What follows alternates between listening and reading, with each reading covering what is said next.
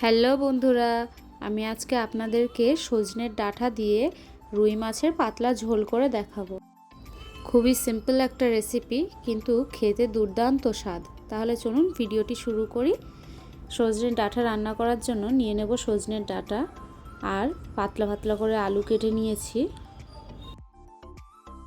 একটা প্লেটে 4 পিস রুই মাছ নিয়ে নিলাম।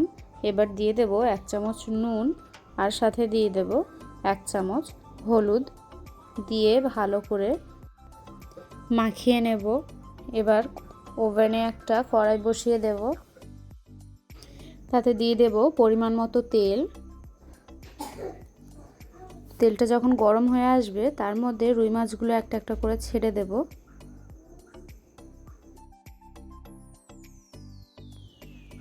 ভালো করে মাছগুলোকে এপিট ওপিট করে ভেজে নিতে হবে।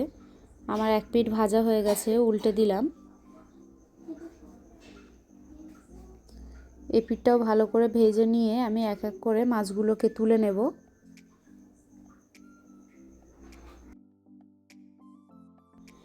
এই তেলের মধ্যে 1 চামচ জিরে আর একটা শুকনো লঙ্কা ফোড়ন দিয়ে দেব। জিরেটা যখন ভাজা হয়ে যাবে তার মধ্যে দিয়ে দেব পেঁয়াজ কুচি। পেঁয়াজ কুচিটা ভালো করে লাল লাল করে ভেজে নেব।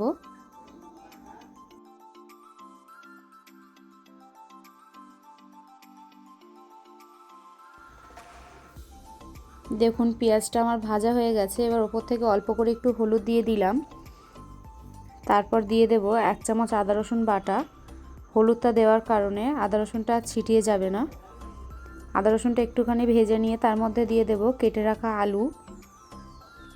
আলুগুলো একটু ভেজে নেব। আলুটা 2 মিনিট ভাজার পর এর মধ্যে দিয়ে দেব 1 চামচ নুন, 1 চামচ দিয়ে দেব হলুদ, দিয়ে দেব 1 চা চামচ ধনিয়া গুঁড়ো, 1 চা চামচ জিরে গুঁড়ো এবং 1 চা চামচ লঙ্কার গুঁড়ো দিয়ে ভালো করে মিশিয়ে নেব।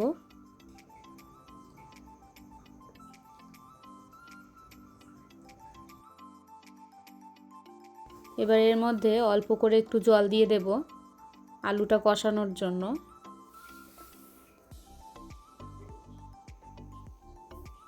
এবার আমি ঢেকে দেব। কিছুক্ষণ পর ঢাকাটা খুলে দেখব। দেখুন জলটা অনেকটা শুকিয়ে এসেছে। এবার এর মধ্যে দিয়ে দেব কেটে রাখা সজনের ডাঁটাটা, দিয়ে ভালো করে নেড়েচেড়ে মিশিয়ে নিতে হবে।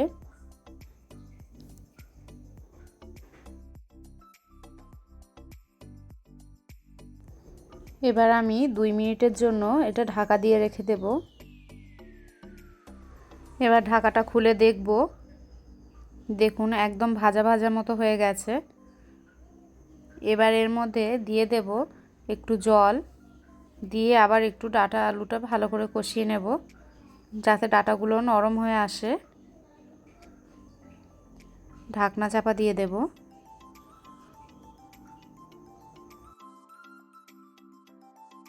মাঝে মাঝে একটু ঢাকা খুলে নেড়েচেড়ে দেব যাতে সব দিক দিয়ে ডাঁটাগুলো ভালো করে সিদ্ধ হয়।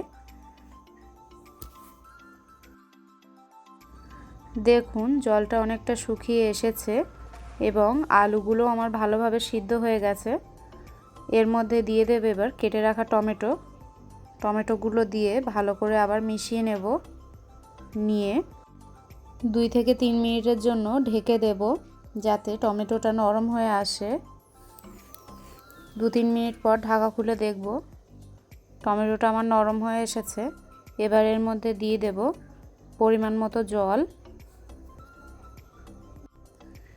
জলটা দিয়ে আবার কিছুক্ষণের জন্য ঢাকা দিয়ে রেখে দেব।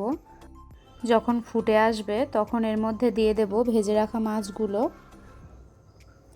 মাছগুলো দিয়ে আমি একটু ভালো করে ঝোলের মধ্যে ডুবিয়ে দেব, দিয়ে কিছুক্ষণের জন্য ঢাকা দিয়ে রেখে দেব।